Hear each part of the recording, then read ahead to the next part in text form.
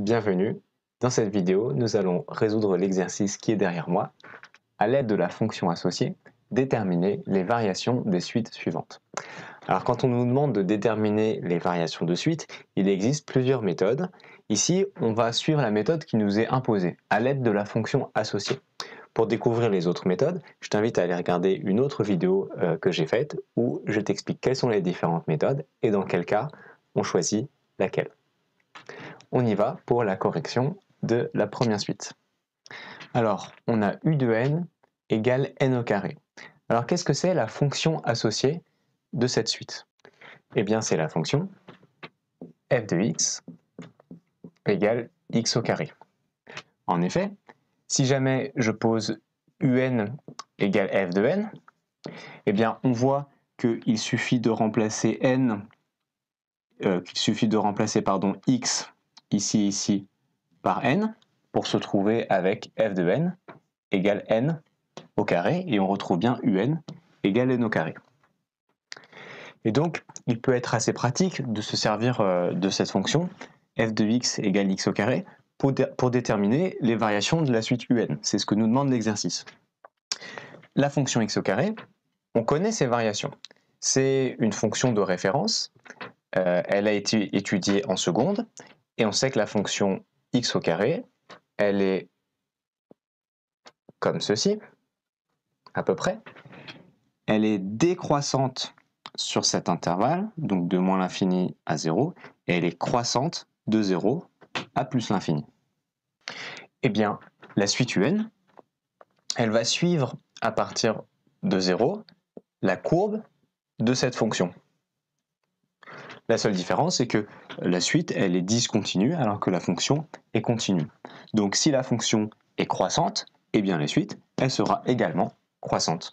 Donc il suffit de connaître la croissance ou la décroissance, donc les variations de la fonction f de x, pour pouvoir en déduire ensuite la croissance ou la décroissance donc les variations de la suite u de n. Alors ici, ce qu'il me suffit de dire, c'est que cette fonction f de x est croissante sur l'intervalle 0 inclus plus l'infini.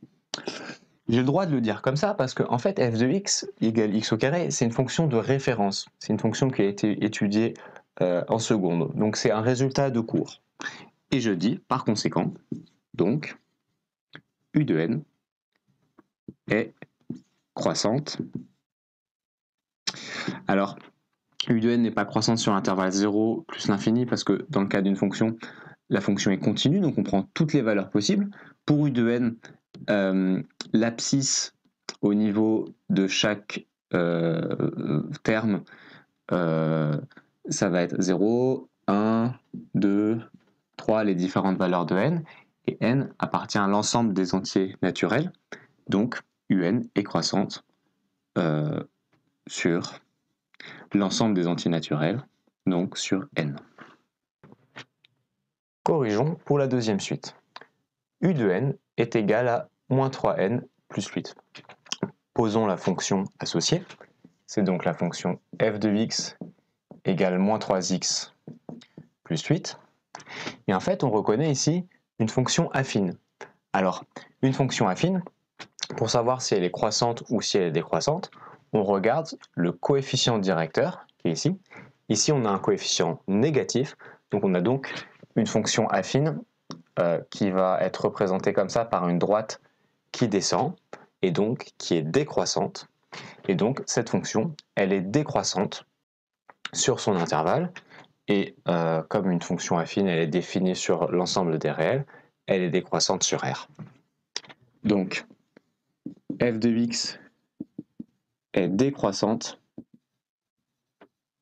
sur R, mais en fait, R, ça ne nous intéresse pas, puisque nous, ensuite, cette fonction, on ne s'en sert que parce que c'est la fonction associée de la fonction u de n, et u de n n'est pas définie sur R, mais u de n est définie sur l'ensemble des entiers naturels. Donc, f de x est décroissante, on ne va pas s'intéresser à R, on va simplement s'intéresser aux valeurs positives sur 0 plus l'infini. Donc, UN est décroissante sur n. Étudions la dernière suite. U de n est égal à 1 moins 2 sur n plus 3. Donc la fonction associée, ce sera f de x est égal à 1 moins 1 sur x plus 3. Et cette fonction, ça va être un peu plus difficile en fait de déterminer si elle est croissante ou si elle est décroissante. Là, la fonction associée, c'était une fonction de référence. Là, la fonction associée, c'était une fonction affine. Là, c'était facile, on a des outils. Là, eh bien, ce qu'on va devoir faire, c'est repasser par la définition théorique formelle de ce qu'est une fonction croissante ou décroissante. Alors, dans les explications qui vont suivre, je te fais suivre une méthode qui ne nécessite pas d'avoir vu le chapitre sur les dérivés. Si jamais, toi, tu as déjà vu le chapitre sur les dérivés, avant de voir le chapitre sur les suites, tu peux tout simplement dériver la fonction pour étudier ses variations, et dans ce cas-là, tu n'as pas besoin d'utiliser la méthode que je vais t'expliquer. Alors, petit rappel, c'est un rappel de seconde. Quand une fonction est croissante, on sait ce que ça veut dire intuitivement, ça veut dire qu'elle monte. Mais ça veut dire quoi monter? Eh bien monter, ça veut dire que si je prends un nombre d'abscisse A et un autre nombre d'abscisse B, et tu vois, j'ai mis A à gauche de B, donc A est plus petit que B. Eh bien qu'est-ce qu'on va avoir au niveau des images? Au niveau de f de A et de f de B, lequel va être le plus grand à ton avis? Eh bien ça va être f de B le plus grand, regarde son image, l'image f de B est au-dessus, et l'image f de A est en dessous. On a donc f de A plus petit que f de B. A l'inverse, si jamais j'ai une fonction qui est décroissante, et que à nouveau j'ai A plus petit que B, eh bien regarde, l'image de f de A, comment elle est par rapport à l'image de f de B? Eh bien elle est au-dessus. Autrement dit, f de A est plus grand que f de B. Eh bien ce qu'on va faire pour déterminer les variations de cette suite, c'est que x, on va lui donner une valeur A et une valeur B de la même façon qu'ici, c'est-à-dire que A va être plus petit que B. Et par une succession de transformations, on va essayer de construire la fonction et de se retrouver à la fin avec f de A et f de B. Et on va essayer de déterminer si c'est f de A le plus petit ou si c'est f de B le plus petit. Et si on est dans ce cas-là, on sera sur une fonction croissante. Si on est dans ce cas-là, on sera sur une fonction décroissante. Alors A et B, je ne vais pas les choisir n'importe comment.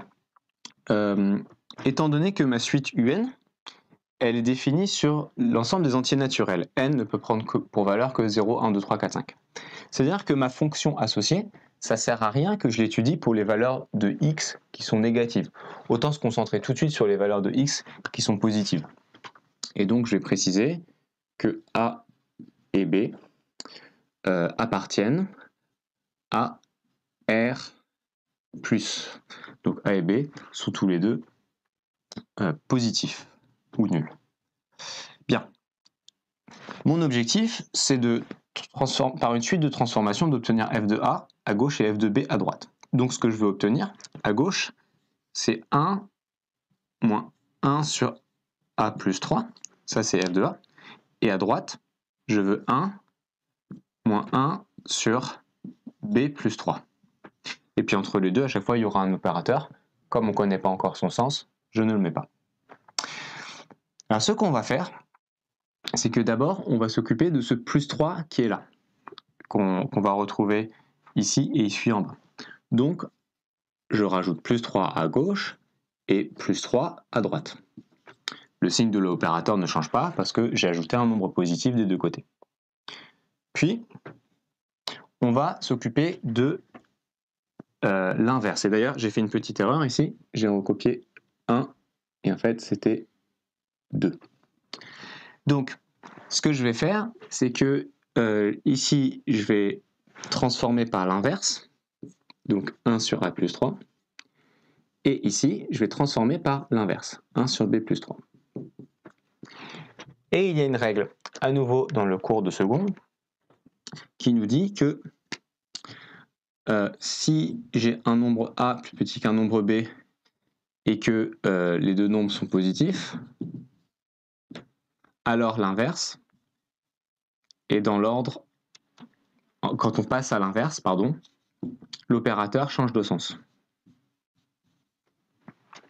La raison de ça, c'est que en fait, la fonction inverse, elle ressemble à ça, et elle est décroissante pour les valeurs positives.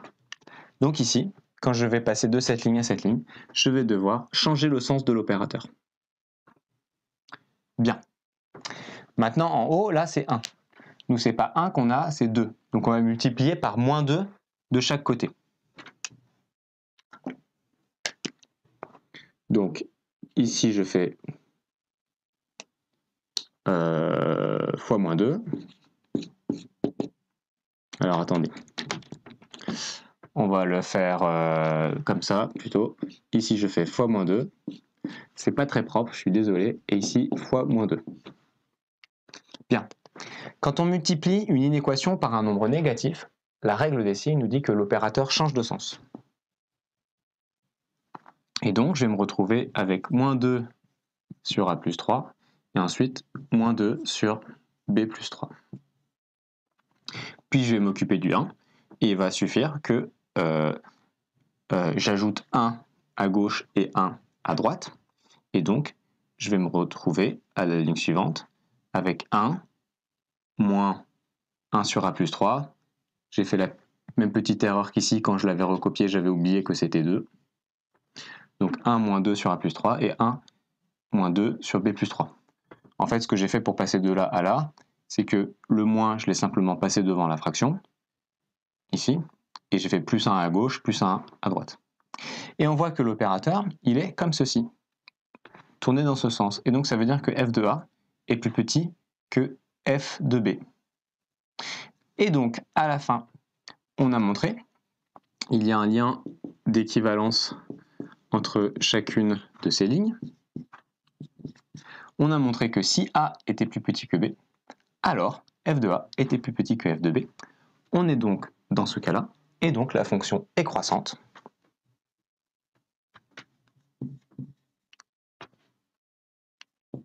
Donc f est croissante. On s'était cantonné aux valeurs positives, donc est croissante sur R+. Donc, UN, la suite associée à cette fonction, est aussi croissante sur l'ensemble des entiers naturels, sur n. La méthode qu'on vient de voir ne fonctionne qu'avec des suites qui sont définies de façon explicite. Alors pour t'en convaincre, je voudrais te donner un exemple d'une suite définie par récurrence. On va essayer d'utiliser la méthode et on va voir que ça ne marche pas. Alors soit U de n plus 1 égale 2UN et U0 égale moins 1. Alors, si j'essaye de déterminer la fonction associée à cette fonction, eh bien, ce serait U de n plus 1 égale f de un, et f de un, qu'est-ce que ce serait? Ce serait f de la fonction f, quelle serait-elle? Pardon, ce serait f de x égale 2x. Tu vois que si je remplace les x par des un, ben j'obtiens f de un, et f de un, ce serait 2un. Regardons cette fonction.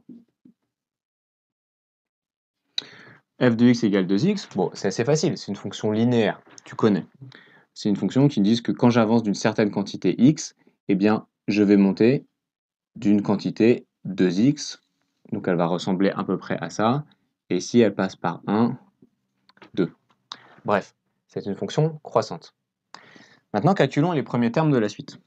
U0 vaut moins 1. U de n plus 1 égale 2un, donc U1 va être égal à 2 fois U0, et donc 2 fois moins 1, moins 2.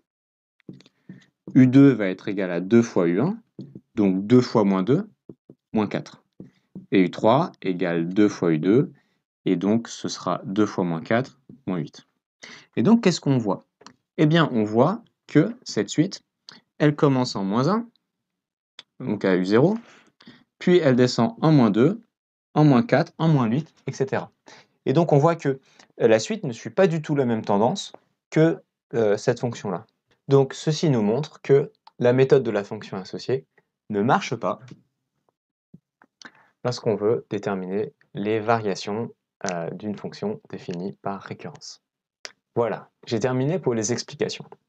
Alors peut-être que cette année, c'est un peu difficile pour toi, et c'est normal, la première, en spécialité maths, le programme, il est vraiment ardu.